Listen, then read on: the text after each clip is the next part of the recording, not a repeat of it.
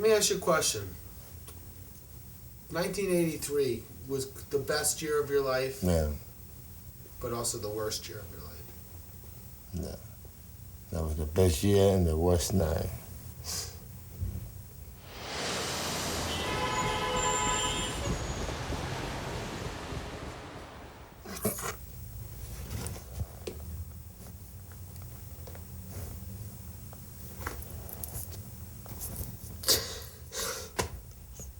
Oh.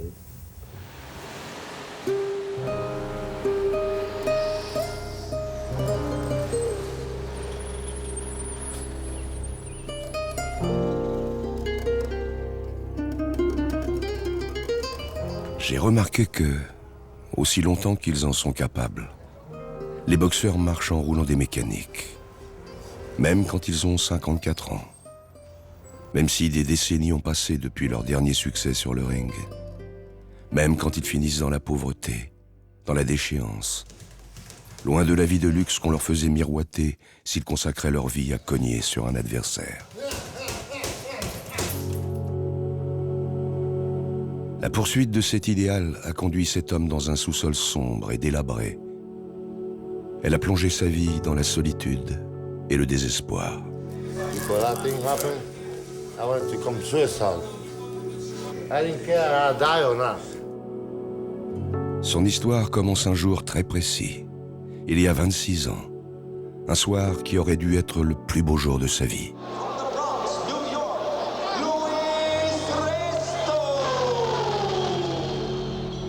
What he did is inexcusable. He should be banned from the sport forever.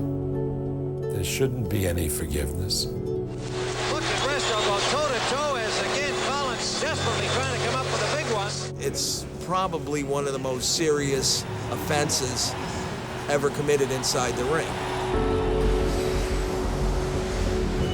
He lost his life, he lost his career, he lost his family, he lost everything.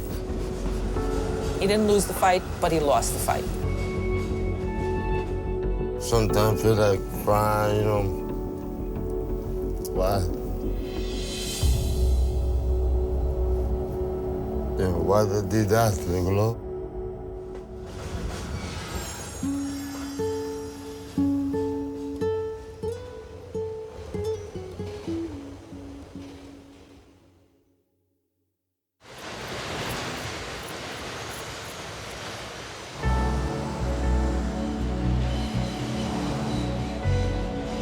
Je m'appelle Eric Dratt. Avant de tourner des films, j'étais agent de boxeur. J'en représentais plus d'une dizaine à travers le monde. En travaillant dans ce milieu sportif, j'ai entendu quantité d'histoires tristes, mais pas aussi tristes que celle de Luis Resto. J'ai fait la connaissance de Luis au club de boxe du Morris Park dans le Bronx à New York. J'avais entendu des bribes de son histoire et je voulais en savoir plus. J'ai ainsi appris qu'il était né à Porto Rico. Sa mère a décidé de migrer seule à New York avec ses 6 enfants. Luis s'est mis à la boxe pour éviter de traîner dans les rues. Il a été champion des Golden Gloves. Il a même participé aux qualifications pour les Jeux Olympiques de 1976. Mais dès qu'il est devenu professionnel, sa carrière s'est mise à stagner. En 1983, il était surtout connu comme un adversaire pugnace et expérimenté pour les jeunes boxeurs talentueux.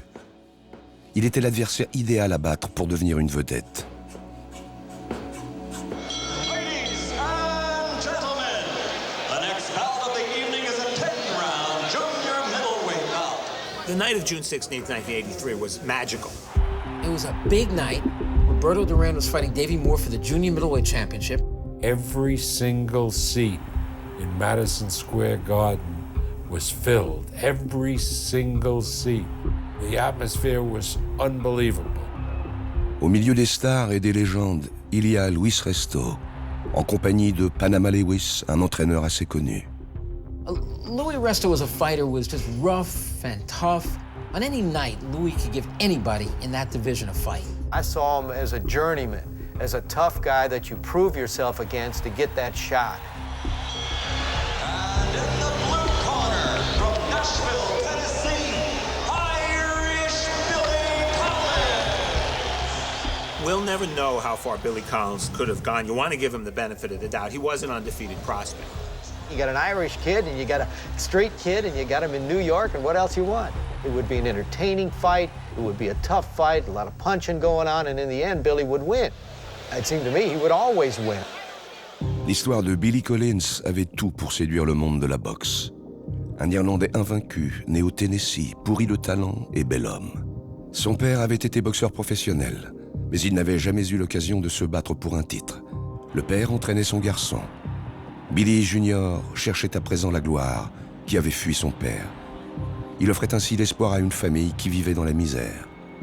They was poor. You'd pull in the dirt driveway with potholes, and you would, go to the house. I remember the first time, plastic on the windows, and ceilings real low. You'd almost have to duck to get in the back part of the house, and they was just real poor. Les uppercuts de Billy, âgé de 21 ans, semblaient tracer la voie menant de la pauvreté à la gloire. Yeah, he was more like a celebrity in town, stuff, They knew he was a fighter, and people would want to test Billy to see if they could whoop him.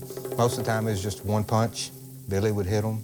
We'd get in our car and leave, and it'd be over with. Good uppercut. That uppercut, very effective by Collins. It hurts by evening down. Billy Collins was promoted by Top Rank, among the leaders in boxing promotion. They were grooming Billy Collins to become a superstar. Man, he was tremendous. I mean, he was a great-looking kid. He had all the moves. He punched like a mule. I mean, if this kid can make it through, we got a gold mine here. Let's have a fine hand for Irish Billy Collins. What I remember about the fight as I watched it was just one thing. One fighter was getting a beating. Resto scoring a combination with the face of Billy Collins. Little bruise under the left eye of Collins. Some puffiness already. You saw it in Billy Collins' face. You saw the toll the punches were taking. Collins walked into a big right hand, and another right by Resto. This has become more of a street fight now.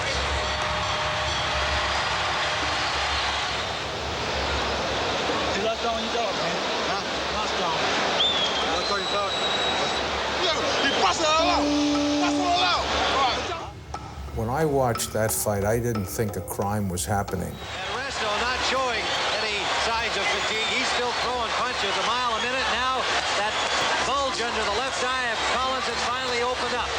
I just thought he ran into a tough guy with a tough punch, and he took the punch, but man, this guy can hit because of the damage it was doing to Billy's face. Bruising under both eyes of Billy Collins. He's in bad shape now, though, Ray. It has been a brawl. Look at Resto now. Collins is hurt again. This fight should be stopped, too. He was just pounding. You did good, son. You're fighting hard out there. And Collins had all the heart in the world and wouldn't quit.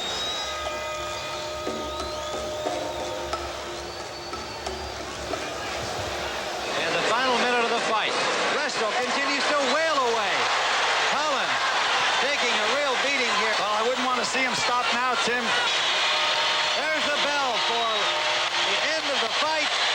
Collins n'avait jamais subi une telle correction. Après l'annonce de la décision unanime des juges, la déception était terrible. Quant à Panama, il souleva son boxeur sur le ring du Madison Square Garden. Resto, le portoricain du Bronx, aux statistiques médiocres, venait de démolir le Golden Boy irlandais, invaincu jusque-là. Soudain, comme ça arrive à l'occasion dans la boxe, le combat connut un tout autre épilogue. When Resto crosses the ring and gives Colin the Judas kiss, as he's turning away, you can see Billy Ray's father's hand. I don't think Billy Collins Sr., from what he told me, even thought that there might have been something wrong with the gloves until the very end of the fight. Otherwise, he would have pointed it out. It was at the end of the fight, when Resto went over to congratulate him, that he grabbed onto the gloves and held on, and he started screaming for the inspectors, "These gloves, these gloves." You can't hold it, Commissioner. All the pens on him, damn glove. All the pens on him, goddamn glove. What's fascinating is to look at who Luis Resto looks at not looking down surprised at the gloves or wondering what's going on or looking at Collins and saying, what are you talking about? But immediately turning to his co-conspirator and waving him over. Panama just jumps in and starts yelling, those are the gloves you gave us. Those are the gloves you gave us. That's the gloves they gave us. That's the gloves they gave us. That's the gloves they gave us.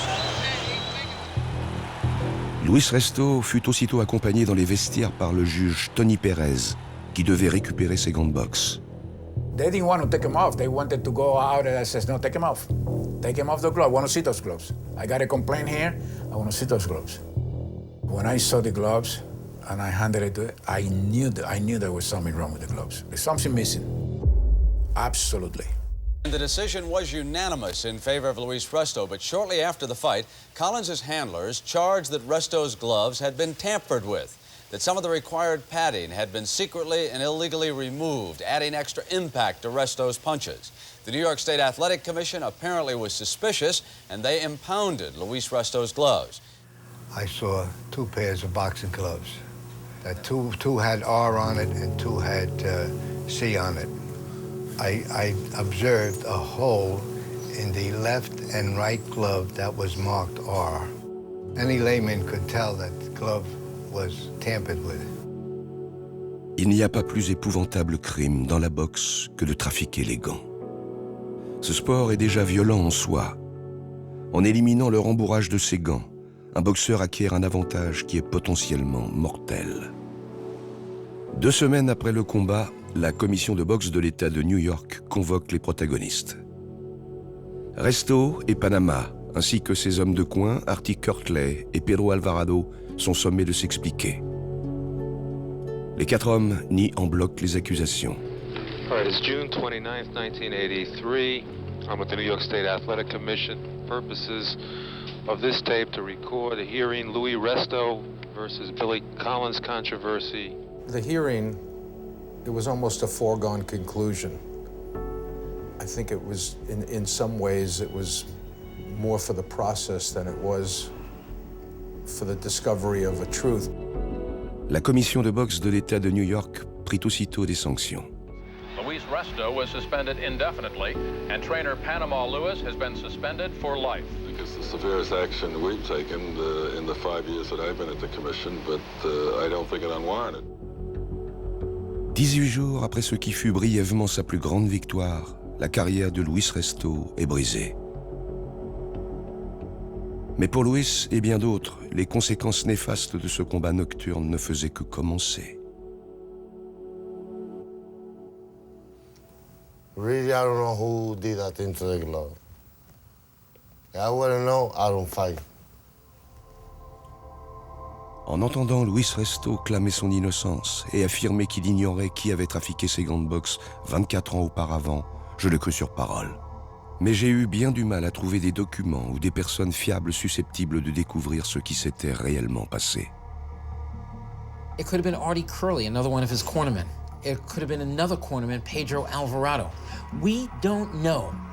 But being that Panama Lewis was the head of the camp that night, he was the chief second. He knows who did it.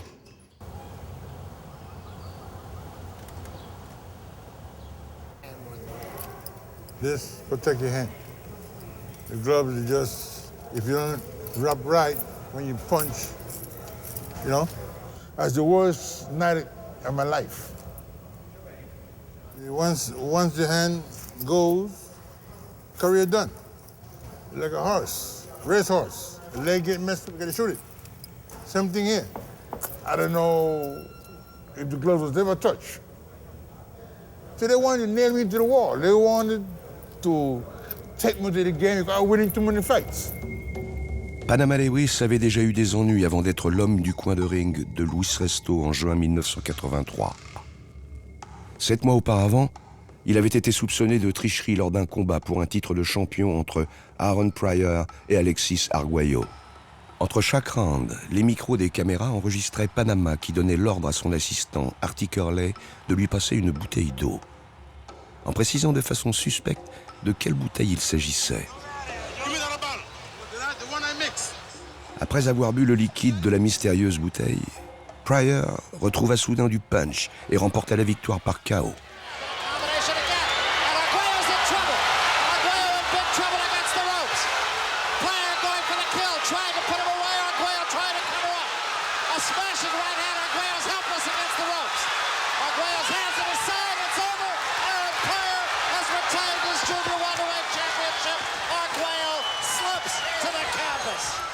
Panama avait-il mélangé des stimulants interdits dans la bouteille de son boxeur? Aucune preuve n'a jamais été trouvée.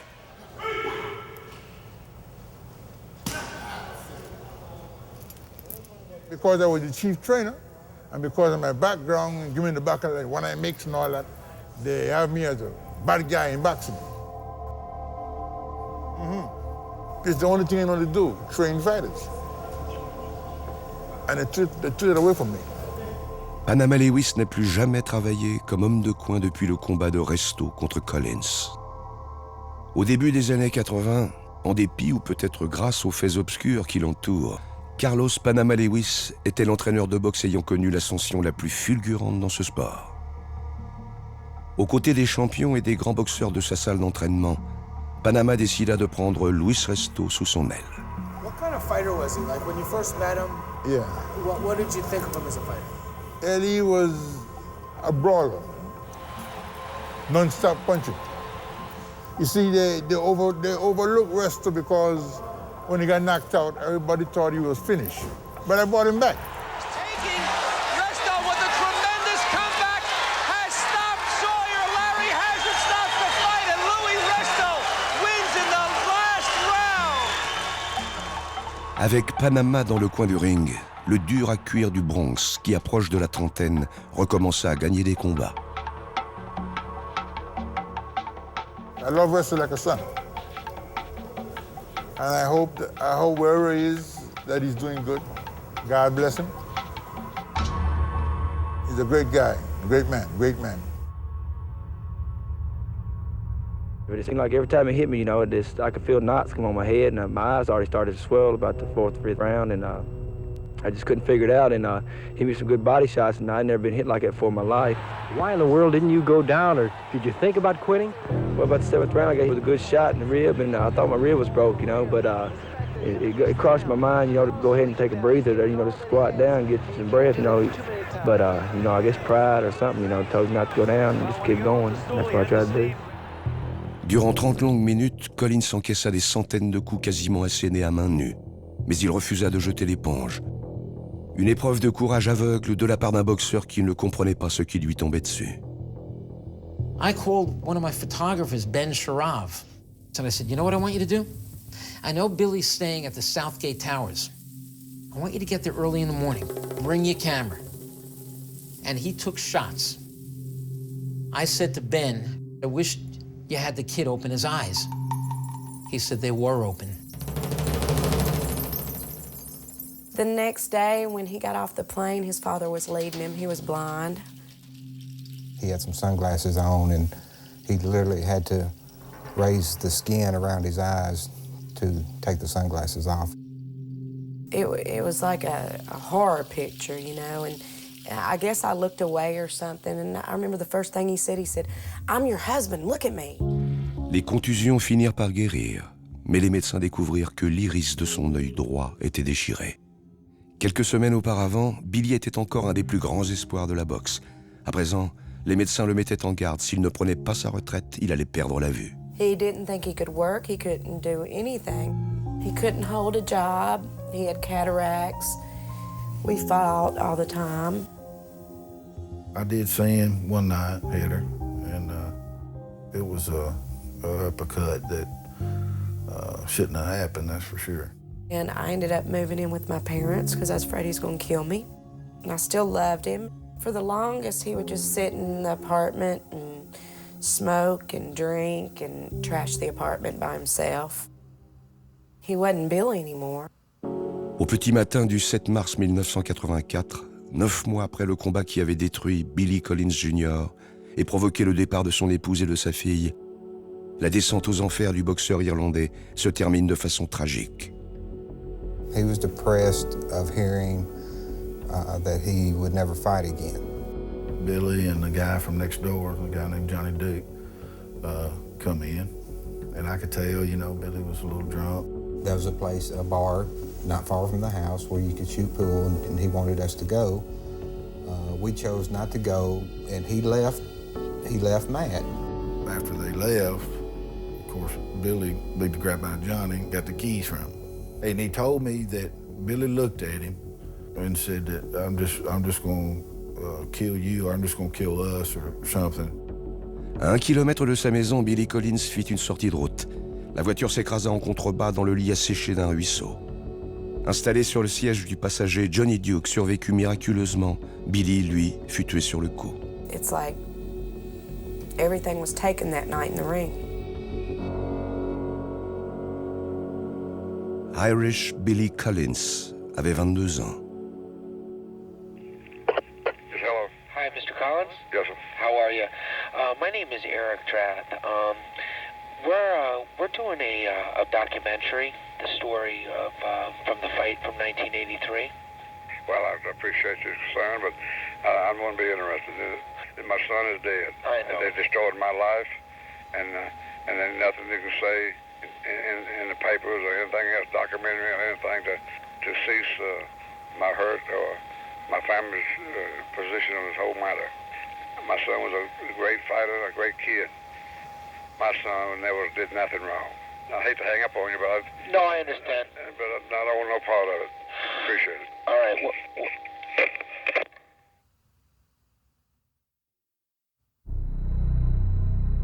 En 1986, 2 ans après la mort de Billy Collins Jr., Lewis continuait de clamer son innocence. Bien qu'il lui était interdit de pratiquer son sport, il était convaincu qu'il boxerait de nouveau un jour. So you think you're innocent here? Yeah, innocent. But you might go to jail. Huh? They might send you to jail. Can be innocent. I didn't do nothing. We didn't do nothing. Why we gonna go to jail? We didn't kill that guy. Mais il fut inculpé et passa en justice. Le procès de Luis Resto et de Panama Lewis débuta à New York le 22 septembre 1986. There was a lot of gray area there, you know, in terms of the different seedy characters and, you know, knowing that they had pretty funky reputations and were doing a lot of, you know, interesting, lawless kind of things, that played into it. There was a meeting before the fight in an apartment over a restaurant called Victor's, at which Panama Lewis was present. My client, Luis Resto, was present, including apparently a fairly significant cocaine trafficker. The cocaine trafficker was in conversation with Panama Lewis concerning the fact that he had a substantial amount of money that he wanted to wager on the fight. Lewis comptait à l'époque 7 défaites sur 29 combats. Parier sur lui contre un super espoir comme Collins, qui n'avait jamais perdu, était très hasardeux. Then Panama says, don't worry, I'll fix that. I'll take care of the gloves. The decision was made that this fight was going to be tipped to go Luis Resto's way, and a lot of money was going to be made. The bet was hearsay, somewhat circumstantial, and made sense there might have been something going on. There was some kind of gain that was going to happen for wanting to inflict a crime like this. But it was less of an issue in terms of the ultimate things we considered. Parmi ces autres faits, il y avait les détails de ce qui s'était réellement passé cette nuit-là dans les vestiaires. Le ministère public affirma qu'une partie du rembourrage des gants avait été enlevée et jetée dans les toilettes. L'ex-entraîneur Lee Black, appelé comme témoin à la barre, disait savoir qui s'était rendu avec les gants dans les toilettes. Lee Black confirmed that he went in the bathroom, that he said to Panama Lewis, you're going to get somebody killed. Devant la cour, Lee Black modifia sa version. Mais lorsque la cour fut mise au courant que Lee Black avait reçu des menaces de mort, l'ex-entraîneur confirma son premier témoignage. He was compelling. He had something to say. Lee had something he wanted to say, but he also had something he was afraid to say. And that came through in terms of him wanting to coming forward, not coming forward, coming forward. That sort of added to his credibility. Au cours des 16 jours de procès, un témoin d'une autre nature trônait sur la table des preuves. The evidence was very important, and having the gloves sitting there as sort of a 13th juror was incredibly powerful for all of us. The estimate was that they had removed, that the 1 ounce of padding that was gone was about 50% of the padding. These are the gloves that Collins was wearing that night, and the partially unstuffed glove that Resto was wearing. In feeling the gloves, in sitting with the gloves, and living with the gloves while we deliberated, it was very meaningful. They took on a life of their own and sort of really became a compelling character in the room. Mais l'endroit où les gants avaient été gardés après le combat ne jouait pas en faveur de l'accusation. I gave him to Jackie Graham, I think, to keep overnight. And then we gave him back to Everlast for them to look at it to see what their opinion was. It's my recollection that they were brought to the manufacturer for a period of time, that they may have even been placed in some trunk of somebody's car. Un argument de poids pour la défense. N'importe qui avait pu modifier les gants après le combat. They broke the chain of custody. From the time them gloves went to Everlast, I had no case. The defense wasn't strong enough to really put across to the jury that this evidence was tainted enough for us to find them not guilty. Des témoignages flous, des faits obscurs et un des témoins clés, l'homme de coin Artie Curley, mort 8 mois après le funeste combat.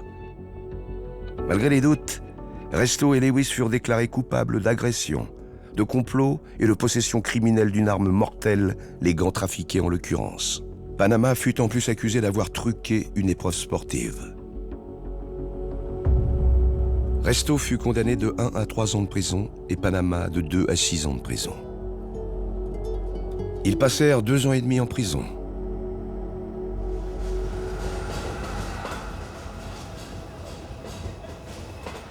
En 1988, après sa libération, Luis Resto retourna vivre dans le Bronx. Banni de la boxe, il avait perdu la seule chose qu'il connaissait. Quelques années plus tard, sa famille refusa de subir sa déchéance et elle le quitta. Luis perdit bientôt son logement. En 1994, il échoua ici, dans ce sous-sol froid et humide, décrépit et sans fenêtre de la salle de boxe du Morris Park dans le Bronx. Right there, that's Luis Resto, and this is our group from our gym. We had him living in the gym because he was like more or less down and out because of being away. That's when, you know, Louis started hanging out more in the streets. He started drinking. He was partying in the streets. I started doing drugs every day. I want to die, I don't care. Can't fight no more. He was out of work. He'd just come out of jail. He tried to get his pro boxing license back, and he was denied. So then I suggested he try for a cornerman's license. At least you work in the corner. You know, you don't have to be the #1 cornerman. You can be an outside cornerman. They denied him that also. Yeah, this is my room. How long did you live here for? 10 years. 10 years? Yeah. Wow. It took a lot away from him. It took his career. It took his pride. He felt responsible for something that he not just destroyed the kid, but he destroyed a family. He just never got over what had actually happened. Where was your bed? Right here, where you are. Right there. I used to hold my photo here, so I took everything. So I used to sleep right there in the bed, you know. He never dreamed that he was going to go to jail. And when he came out of jail, he was never the same. When you were living here, did your wife ever stay here? No. She was in Virginia, so I stayed here. But she never stayed here, no.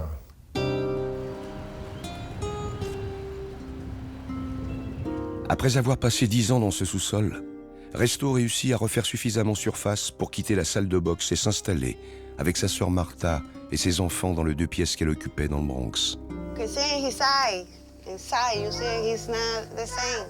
He's so different, you know, he's not the same For me, he's not the same. He's so lonely.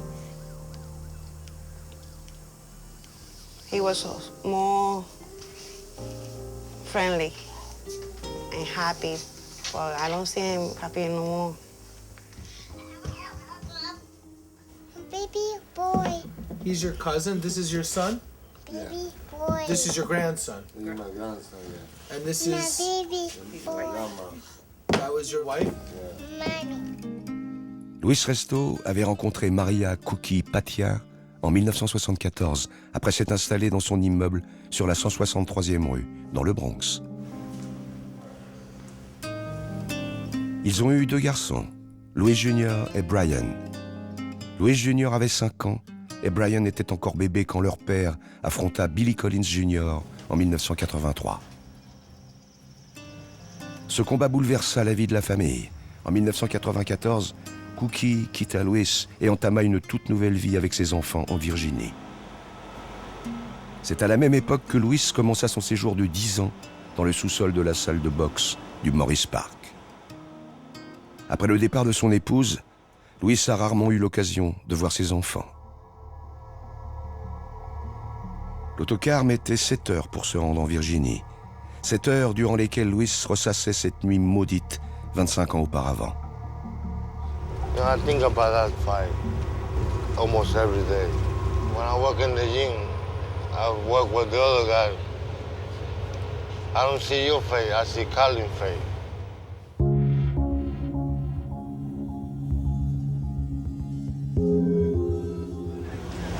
So how do you feel? You feel excited about seeing the family? Yeah, for the second time. For the second time, I'm going to see my 2 grandsons. This is the second time you've ever seen your grandsons? Yeah. How does it make you feel to see them? Feel good. I feel good, I'm a grandpa, you know.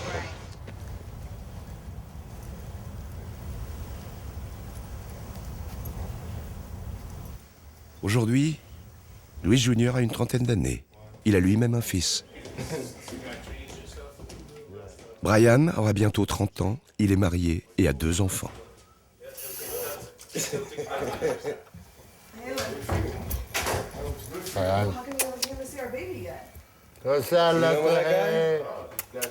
Come on, fight. Now, you grew up in the Bronx? Yeah, I grew up in the Bronx. That's cool. Yeah, he came here when he was 10, 15. No, I came here when I was... Before I was 21. Oh yeah. What kind of father is Louis? He's okay. He's all right. What kind of father was he? I really couldn't tell you. I really don't know my dad. Title dad, you can't tell that, loosely. For a long time, I hated my dad. I felt like, the boxing was first. My mom raised us, Boxing will always be his greatest passion, no matter what. It will always be #1 to Louis.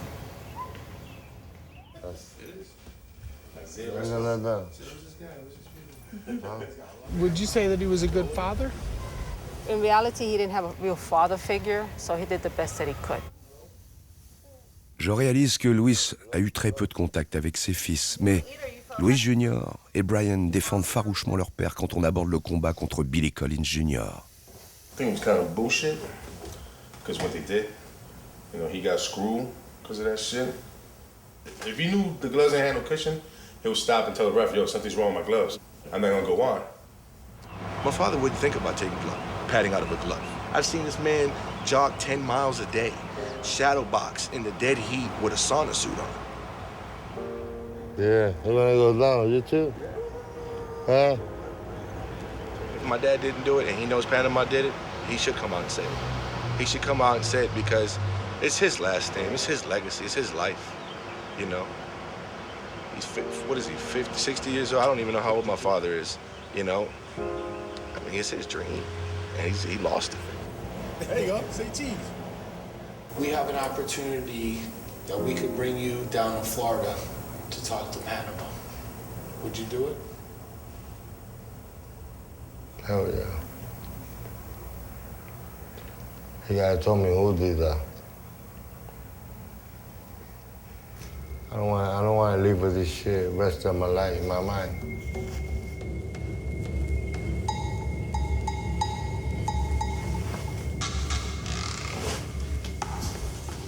Quand je représentais des boxeurs, j'éprouvais toujours une certaine excitation à voyager avec l'un d'eux. J'étais tendu aussi à l'approche du combat. L'énergie nerveuse émanait d'un homme qui vivait de combats autorisés.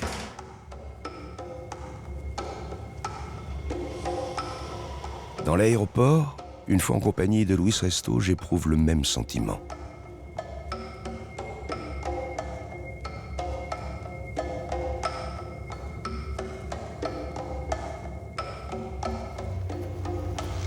Luis Resto n'a pas revu Panama Lewis depuis leur emprisonnement en 1986. Maintenant, après plusieurs décennies, Luis se sent prêt à affronter l'entraîneur qui a sauvé sa carrière avant de la ruiner. Hey, campeón! Venga para acá. Resto, that's the guy that's in the gym. Yeah. What's up, man? Oh, yeah, lift your head up, man. You walk with your head down. All right. Sure. Oh, shit. What's up, man? Talk to me, man. You look good. You look good. My son. You all right? Yeah, I'm all right. Oh, the children? Huh? Oh, the children? No, all right. Okay, I got 2, 3 grandsons. All right. I can make you all the pads for this guy for me. You remember the old pads? Yeah. And if you do good, I'm supposed to get a world champion to train. I can't call on them now. Yeah. But once I get the job, then I'll bring you down to hold the pads. All right? Yeah. But I want to ask you something, but I want to know who designed the glove. Man, I want to know that too. You understand? That I want to know too. You follow me? Yeah. Okay, see me here? I ain't making what I'm supposed to make. You follow me? Yeah, I know. And if I was to get my license back, you understand? Yeah. Things is going to be different. You understand? I do things for your children that you can do for your children. You understand? I feel it too, boss, man. I've been with that shit for 24 years. Me too, boss. Trust me. You're gonna be all right. You understand? You're gonna be all right. Because there's a God above. Yeah. I promise you. I do good, you'll be in. You hear me? Yeah, I know. Yeah, I hear you. You know I love you from my heart, boss, man. Stay strong. Try it, buddy. Huh? Stay strong, Resto. Stay strong. You're gonna be all right. You're gonna be all right. I'm hurting inside too. You understand? Every day this thing is on my mind, but there's nothing I can do. I know. Everybody's talking shit, you know. It's in the hands of God. Yeah. You understand? God looks over everybody. You understand? Yeah, I know. And I love you, and I promise you, I do good, I'm gonna help you. You understand? Yeah. You've been there for me, I've been there for you. All right? Yeah, okay. Okay, boss man. Love you. Yeah, I love you.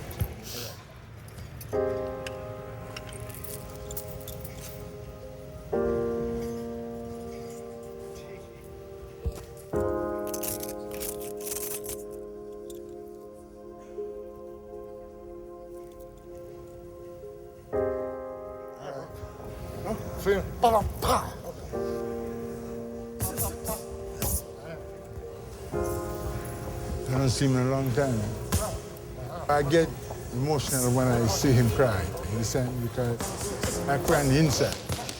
But I know what he's been through. Okay, you don't put a person in prison and take away their livelihood too. That's a double whammy. You know what I'm saying? People do things in the street, they do their time, they come out, and they go back to what they was doing before. So why do this to us? You understand? And they still don't know what went down with the glove. I want to know, he want to know. What I want to talk about is how are we going to find out the truth? Only God knows. Do you think that only God knows? Nobody else knows? Until this day, nobody knows what took place to them gloves. Until this day.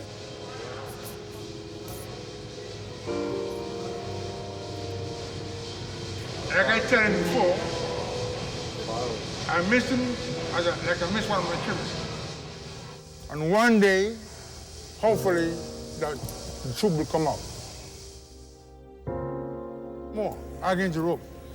Go! Bang! Try again, get off your heels. Against the rope. Bang! Bang!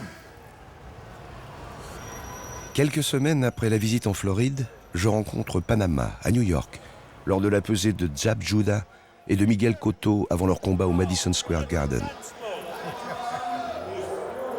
Panama jouit encore d'une certaine notoriété. Il a préparé Judah pour ravir un titre majeur. Son exclusion à vie l'empêche seulement d'officier dans le coin lors des combats. The amount of fighters I will have, good fighters, they don't come to me because I can't work the corner. Not a matter of a license, is that I can't work the corner. I told Shannon he should have hired you when those rats ran out on him. Yeah. I get more calls now than a man that have a license. Are you going to be in the dressing room tomorrow? No. I don't go where it don't belong. You know what I mean? Yes, sir. What's up, my brother? This the Rand main man here. This is the teacher right here from okay, one love. Seattle. I wanted to meet you. Okay, pleased to meet you. It's an honor. Yeah, man, so dressing room I never go. I don't do nothing to stop my comeback. Panama a exigé d'être payé pour chacune de mes interviews. Lors de la pesée au Madison Square Garden et le soir suivant, lors de notre rencontre à son hôtel avant le combat. So you're definitely not going to go to the fight? No, because I could watch it better by Mario. You know what I mean? Yeah. You ready to roll? You want to go? Yeah, let's roll.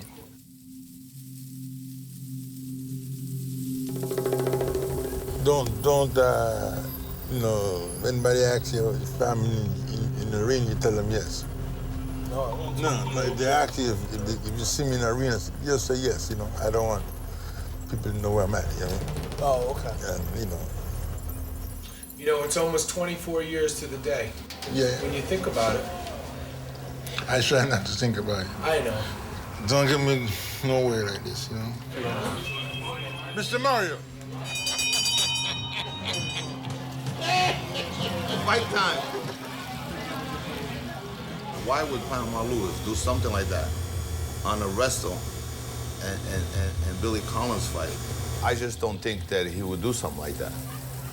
You know, I would never in a million years think that something, you know what I mean? You're not going to jeopardize your whole career. I can see like in a major fight if somebody tried to do something, you know? But it wasn't the magnitude of Duran and Sugar Ray Leonard. I mean, Panama was in the corner for Duran, Sugar Ray Leonard the first time when Duran won the fight, you know? But do this dog shit. You know what I mean? Nino Gonzalez est également venu chez Mario pour suivre le combat. Ce boxeur à la retraite est l'un des adversaires qui ont battu Resto sur le ring. Luis me dit qu'il considère Nino comme un ami. La conversation entre Panama et Nino concernant la visite de Luis en Floride prend soudain un autre relief. Hey, how's Louis doing? He came to Miami, yeah, because they brought him down. They brought him down. But I didn't like his approach, but I got to make him understand you got to go on with your life. And I will help you while I can. You know, when you call me, he's crying and look at me, head down. I said, what happened, man? He said, I want you to tell me who fucked them gloves up. I said, look here, man.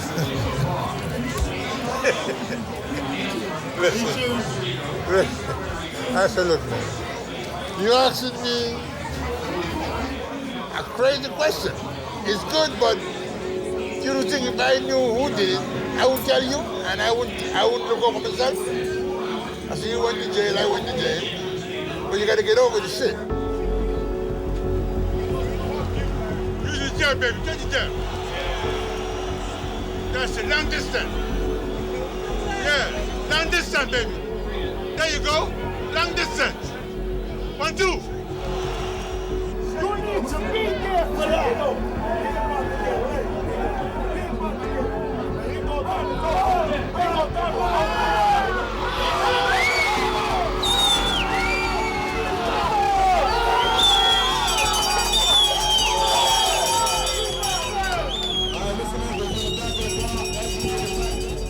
Judah, le boxeur de Panama, perd le combat. Mais il semble clair que sur l'autre rive de l'Hudson, face au Madison Square Garden, ou dans un hôtel 5 étoiles du centre-ville, Panama Lewis vit très bien du sport dont il a soi-disant été banni à vie.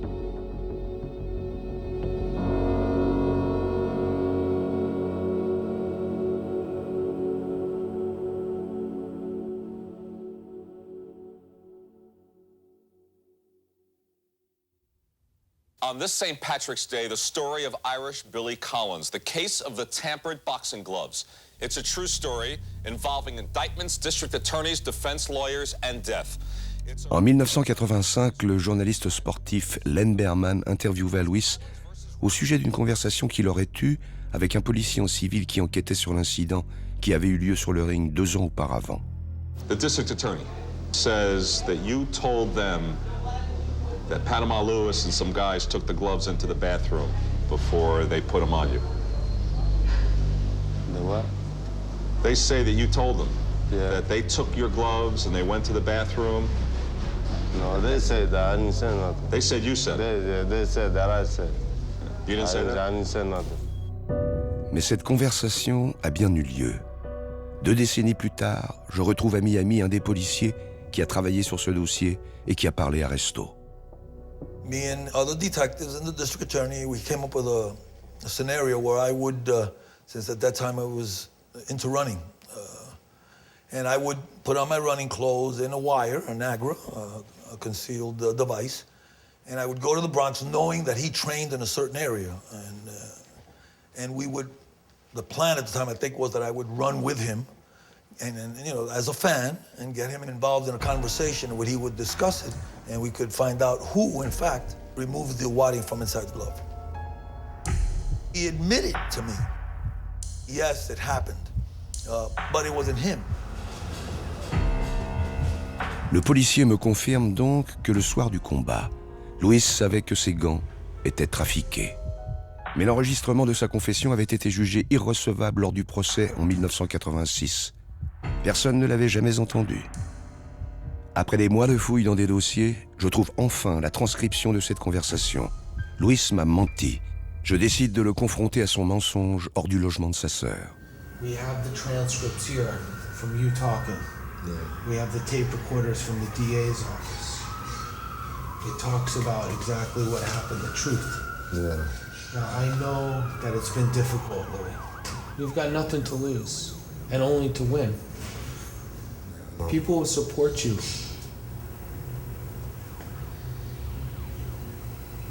Yeah, you're right. I tell them,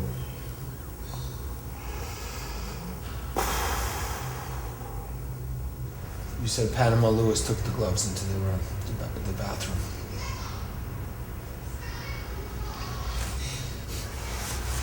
You said, and Panama, says the detective, and you said yes. Yeah. I need you to say it. It's okay, Louis. I'll do it. There's something there. Who took the gloves? Panama. Panama took the glove. And he was in the bathroom where the thing was bleed black with him together all the time. Now I remember. That's a long time ago, 1983, you know. I gotta recall it. And when he came, and when you asked him, why did you take the gloves? What are you doing with the gloves? What did he say? Oh yeah, I said, Panama, what are you doing with my glove? That's okay, don't worry. That's it. And you tell me why you were into the glove. You knew something was going on, though. It's okay. I think the most important thing is that you come clean, like you are now. You got nothing to hide. There's nobody to protect. Now it's about yourself and living the rest of your life is free of this. And when we go down to Nashville, it's gonna help. Yeah, you're right. So next week, Monday, Tuesday, maybe we go? Where? We go down to Nashville. You fly down there. I don't know. You got nothing. I want to see the family, you know. I want to get that thing in my mind. Always thinking about that. Always. Right now, too. Be thinking about it for every day. Every fucking day.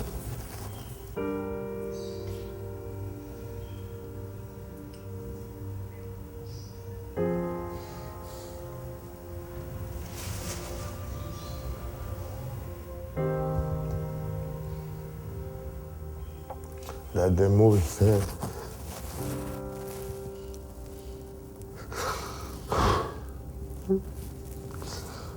That the movie said, I can be a champion.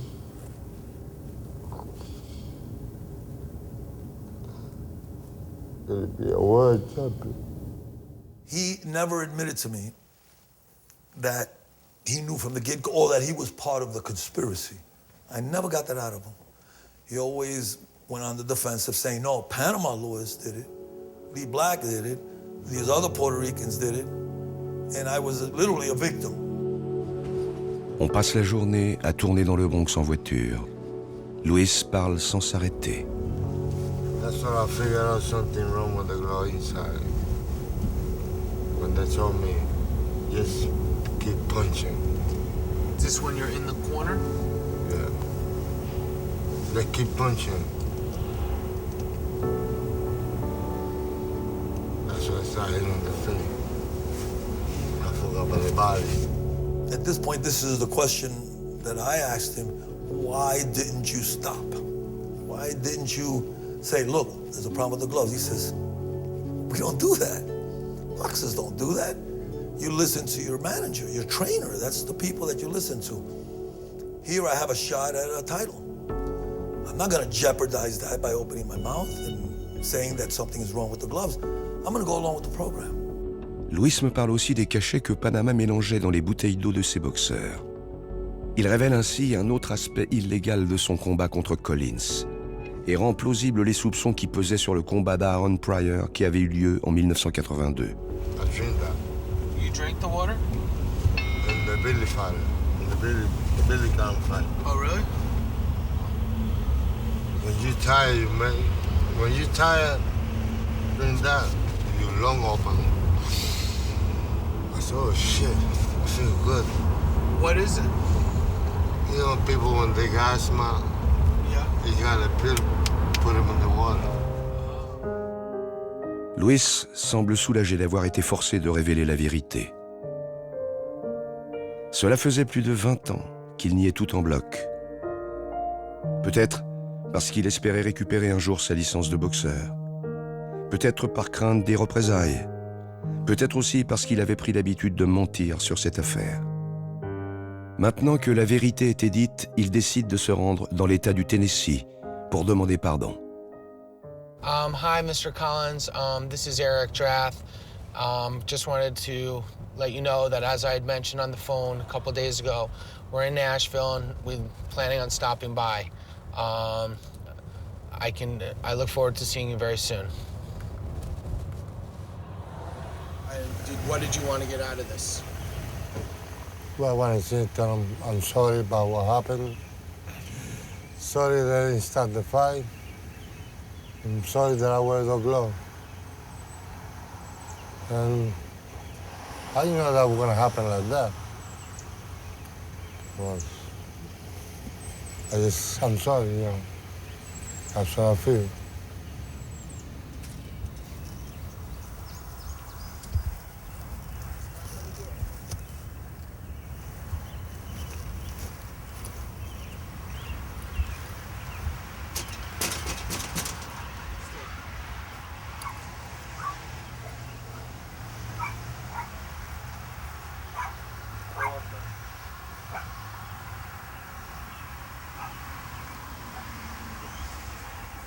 Mr. Collins?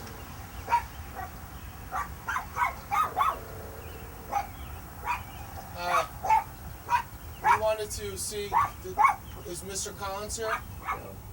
We'd like to talk to him. De toutes les personnes touchées par l'issue de ce combat, la famille de Billy Collins a le plus souffert. Et la mort de Billy Jr. n'a pas été leur seule perte. Billy Collins Sr. wanted to sue everybody in existence. He wanted to sue the promoted Top Rank. He wanted to sue Madison Square Garden. He wanted to sue the cornermen, Panama, Pedro. He wanted to sue Louis, Artie Curley. He just wanted to sue. He wanted to sue the New York State Athletic Commission. That was his final, I believe that was his final lawsuit. The person that was as guilty as anybody was the commission inspector in the room. Inspectors should be in the dressing room, checking the taping and the gloving of all fighters. As far as I learned, and with my vision to the dressing rooms and this, they go in the dressing room and they were doing nothing. Absolutely nothing. Our inspector was in the locker room at that time and told them to glove up. They asked him for 15 more minutes, and he went out to see his superior to ask if 15 more minutes would be allowed. When he came back in the room, they had gloved up. Why didn't these inspectors, where were they? One left, then another one came back, then another one left, and no one is there? Comme les uppercuts de Billy ne les sortiraient jamais de la pauvreté, la famille Collins compta sur la justice pour y parvenir. Ce qui soulève une question. Si Billy n'a plus boxé, était-ce pour éviter de devenir aveugle ou pour ne pas compromettre les indemnités colossales qu'un tribunal pouvait accorder? There's no way to tell whether he never fought again because he was aware of his injuries, whether he was afraid of additional injuries, or he was being led down the path with the dreams of a pot of gold at the other end in suing people with deeper pockets. But I'll bet he could have fought again. The father was so inconsolable that he wasn't listening to anything. But we did offer Billy Collins fights. Billy was offered fights, but his father did not want him to fight because he was afraid he would lose the lawsuit. When his dad was on him, you know, the lawsuit. So he just sat back and did as his dad told him to do. I don't know whether that's true or not, that they turned down the fights because they figured they'd make more money in the lawsuit. If that's the case, it's pathetic. Well, we're dealing with mighty powerful people. We just have to wait and see how the justice system in this country really works. En plus de 10 ans de bataille juridique, les Collins n'ont jamais obtenu le moindre dollar. En 1994, le dernier procès intenté contre la commission de boxe de l'État de New York est rejeté par le juge, car le jury estime que les règles qui définissent la responsabilité de la commission sont trop vagues pour prendre une décision.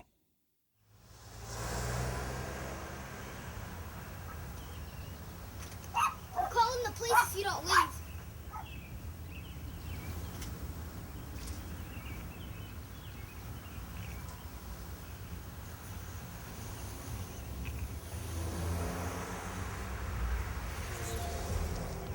À 1 kilomètre de la maison des Collins, nous nous rendons à l'endroit où Billy Collins a trouvé la mort.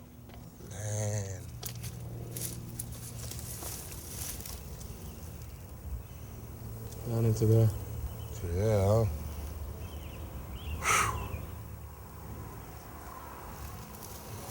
Hey, man.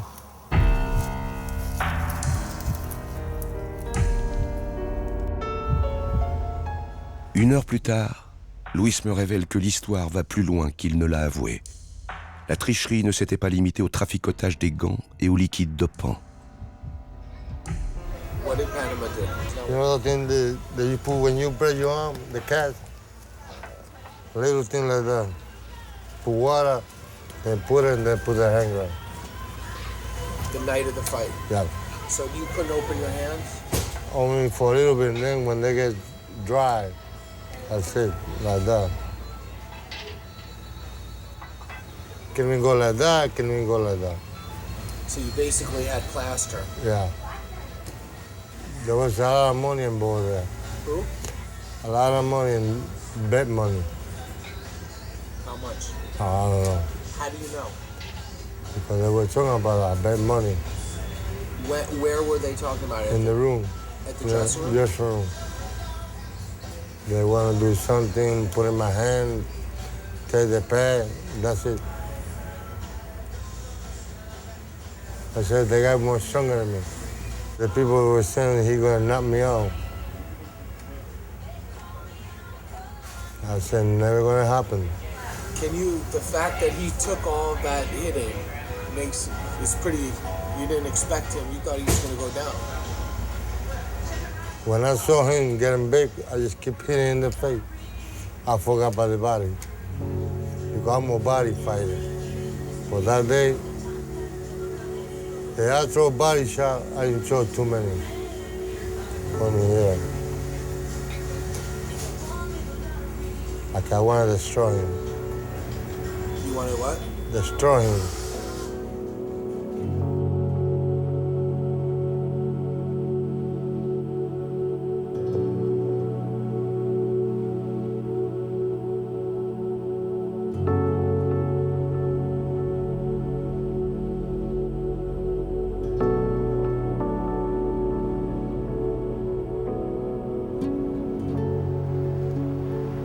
I shouldn't wear the glove, man.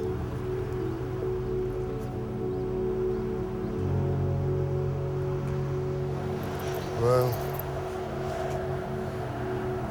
see you, Billy. Sorry. See you.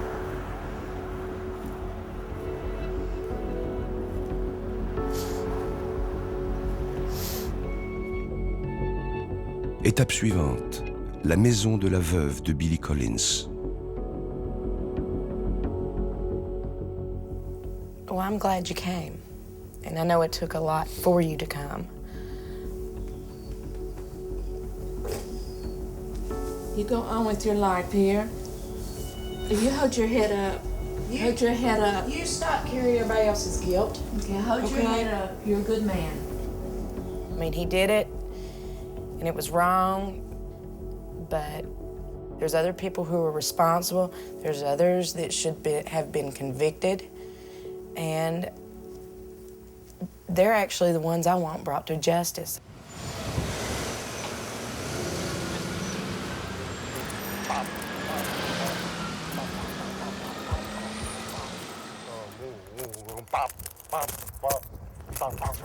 Le 11 juin 2007, alors qu'il fête ses 52 ans, Louis décide de poursuivre son expiation en rendant visite à sa mère dans le Massachusetts.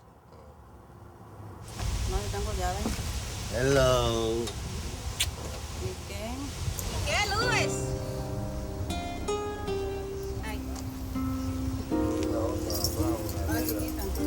¿Y qué, loco? Damn, you look the same. ¿Verdad? Se ve mejor. Seguro más joven. Yeah, te veía más viejo la vez que yo te vi.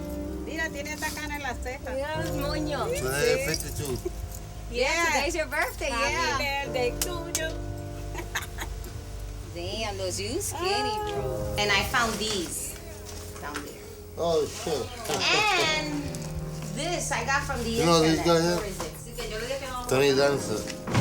Yeah, I wanted to send him a copy as well. Oh, shit, that's in Guyana. Yo hice ya se jodió. I think he got screwed. Yeah. Every time I watch the Rocky movie, it reminds me of him. At the end, when he was broke with nothing. ¿Todito cuando tú empezaste? Ah, sí. That's Pa Hallisey, 1979. That was the best. Sa famille ne connaît pas la vérité et continue de prendre sa défense. Like she says, he was a great fighter and he deserves something. And he, like we say, he has nothing to show for all the work he's gone through. For all those scars and all those stitches, what does he have to show for it? Nothing. Which I don't think that's right. See, she says she feels angry because she feels he was innocent. Y nosotros venimos a saber eso cuando a él lo sentenciaron, porque en el tiempo que él estuvo en juicio nunca nos dijo nada. And she says all she knew was that he was going to jail, and she didn't know why. Because no one ever told her, oh, this is what's happening.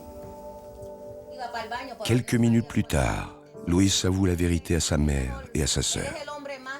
Il savait qu'il trichait ce soir-là, sur le ring. Los otros cambiando. So él llega a ser el mejor hombre, porque él está aceptando lo que él vio.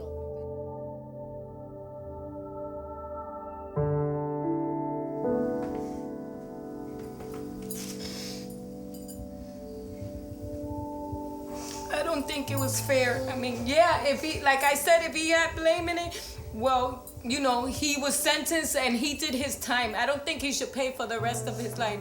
It's not fair. You know, he amounted to nothing. That's how I see it. He amounted to nothing. And so much sacrifice from a teenager to now, and that's all he thinks about.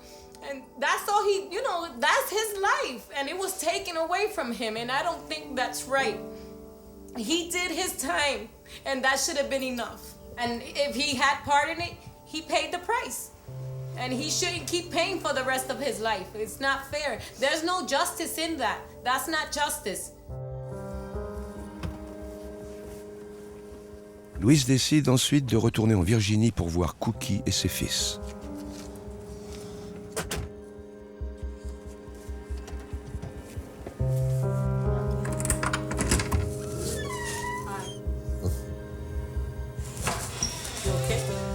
¿Quieres que te diga todo lo que pasó? The fight. They went to the bathroom.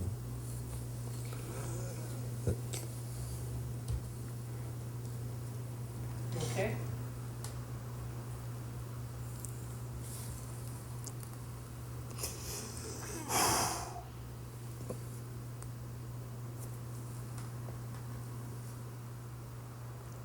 But you know,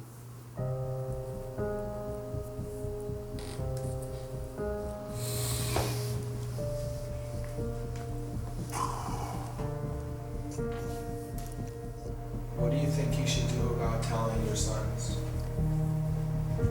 Just come out and say it like he told me.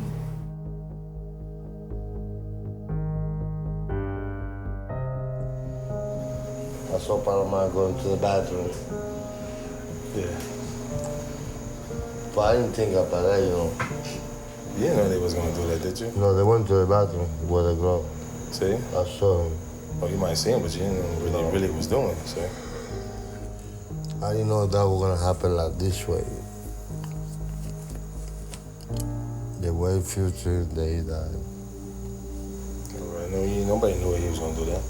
Yeah. So that's not really your fault. Drinking. It's not really your fault. That's on him. He don't do that to himself. No, but you know, he did that because of the fight. I bet you wasn't even thinking about all that. I bet you. Just ready to go in the ring and go.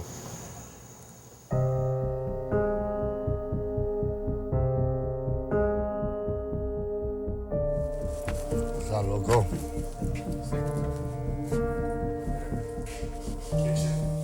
Pour finir, il rend visite à Brian, qui est en ville, où il construit un restaurant qu'il espère ouvrir bientôt. 42-inch plasmas going up. All across the wall, all the front bar. Oh, you sent that? Yeah, he's 1,000. Oh, good. Go ahead, come back.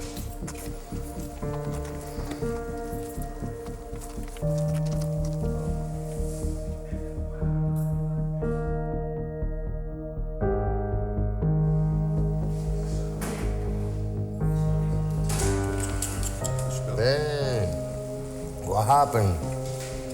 It looks small.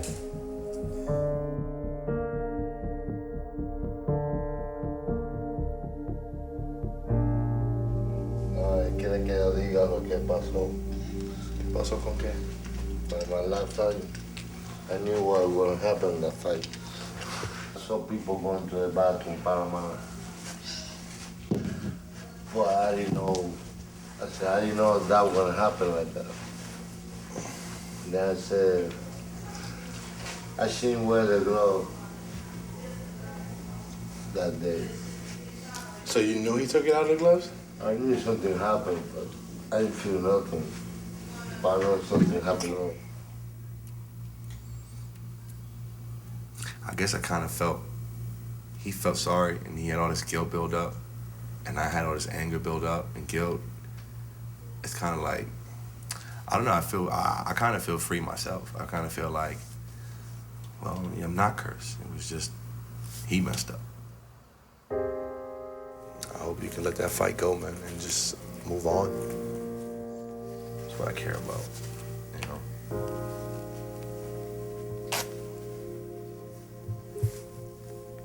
I love you. You know, we all love you. I don't give a shit, man. I just want a father. I just want my kids to have a grandfather. I just want to go past it, and the Resto last name is gonna come up. Il reste une personne que Louis tient à affronter une dernière fois. Cookie, it's me, Louis. I'm in Miami. I want to talk to Panama to see what he said. But he's gonna say I didn't do nothing. I'm gonna tell you a lie.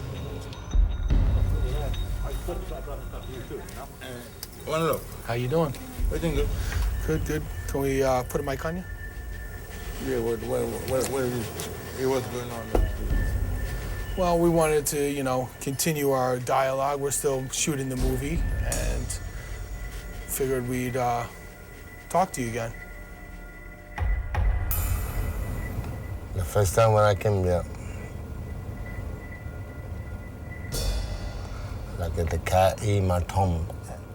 I don't hear shit. But I don't feel that way. I don't feel the same now. One of the other things, though, that I gotta tell you is that Resto has actually told us some information that I wanted to confirm with you. And that's why maybe... What kind of information did you get? Well, he told us that he saw you go in the bathroom and do it. He saw me in the bathroom? Yeah. So I wanted to take a piss. I know. But you didn't see me messing no glove? That's what he says. What? He says that he did see it. Did you see me? Yes. Oh, I know who did that. Why did that? Here's Mario. Why I did what? You see me taking no pie on the glove? Did you see me doing that? Did you see me? I saw you go to the bathroom. I went to the bathroom. That don't mean I take a pie on the glove. Well, Lee Black. Lee Black was what you want to say. Hey, you can take this fucking bullshit out of my gym, first of all.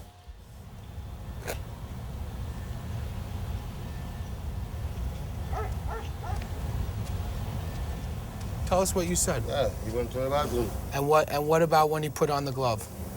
The cast. What? He says that you put cast on his knuckles. Cast on his knuckles? I didn't rub his hand. All the colors you rub his hand. I didn't do nothing to this man's hand. Who put the cast on? I did nothing to this gentleman's hand. I didn't rub his hand. You put the hanger too. What? Kelly put the other one. I didn't put nothing on you. I didn't rub your hands. I didn't touch your hands. How could you say that, Resto? I did not rub your hand. Artie called you rub your hand. That's why I keep telling you, if Artie was alive today, I wouldn't have been in this. I told you this a million times. I didn't rub his hands. I did not rub his hands. So who could he say that? Artie Kelly, he came late. He came later on. He put I did not rub your hands. No. Don't stand up here and lie like that to me, man. I did not put the wraps in your hand. All they call it both wraps in your hand. Louis told us it was about in the water bottle, that there was a little pill used that you crush up for antihistamine. No. I didn't put nothing inside the bottle. Where all of this comes from? I don't put no pill in no bottle. I did none of those things.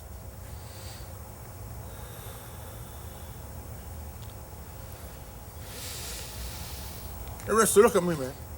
Please, look at me. Look at my face to face. All right. You think I didn't, you think, right? Look at me, Resto, look at me. Take the glass up. I look in Danny's eyes. You understand? Well, look at me. How could you say I wrap your hands? I put tape in your hand. I didn't even put on your gloves. Yeah. So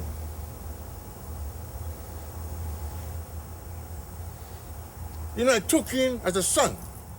Am I right or wrong? I will look to love you like my father. Look what you did to me. I did nothing to you, son, but bring you back the right way. Who did it? I don't know.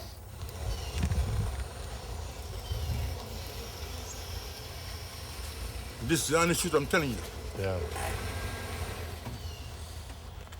Blew my career. You blew your career? Yeah. And what about my career? I was the fighter. You don't need a training.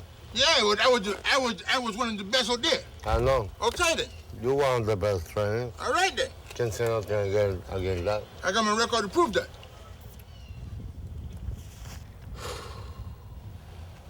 I got to go, Champagne. I got to go and do my work. All right. See you. Give Daddy a hug, man. What? But I ain't give you a hug. Come. I have a safe trip back, you understand? Yeah. And like I said, when I get myself right with a good fighter and I make money, I take care of you.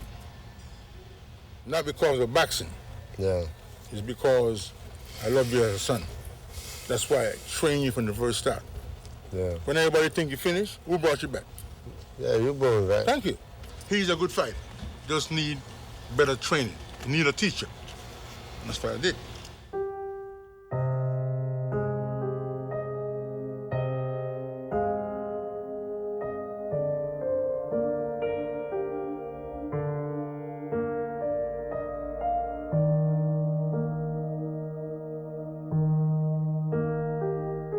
I still think about that every time.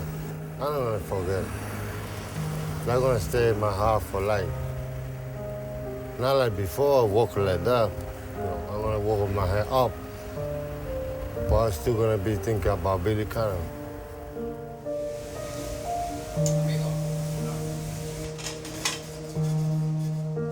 En 2008, le restaurant de Luis Resto en Virginie ouvre ses portes. L'inauguration est gratifiée d'une visite surprise. Oh! What are you doing here? What's up, man? It's open. See that? Oh, I didn't know you was here. That's pretty good. You're gonna move down here and you're gonna get old. And you're gonna watch Brian, Isaiah, and Dominic get older. And you're gonna train them, and things are gonna be different.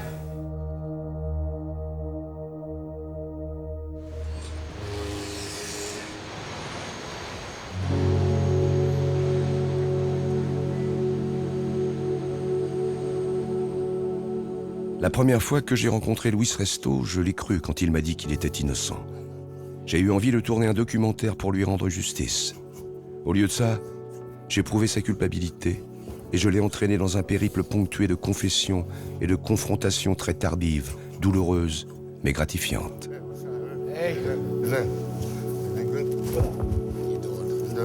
Quand ils perdent un combat, les boxeurs espèrent toujours avoir une seconde chance. Billy Collins Jr. n'a jamais eu cette seconde chance. Et après un très long périple, Luis Resto a finalement eu la sienne. Nous ne saurons sans doute jamais ce qui s'est réellement passé dans les vestiaires ce funeste soir à New York. Nous ne saurons sans doute jamais qui a fait quoi, ni pour quelle raison. Le mystère demeure. Mais aujourd'hui, la démarche de boxeur de Luis semble soulagée d'un poids et porteuse d'espoir. Il est toujours hanté par une erreur qu'il ne pourra jamais effacer. Mais il n'est plus accablé par une vérité qu'il a si longtemps refoulée. Depuis qu'il l'a dite, il se sent libéré.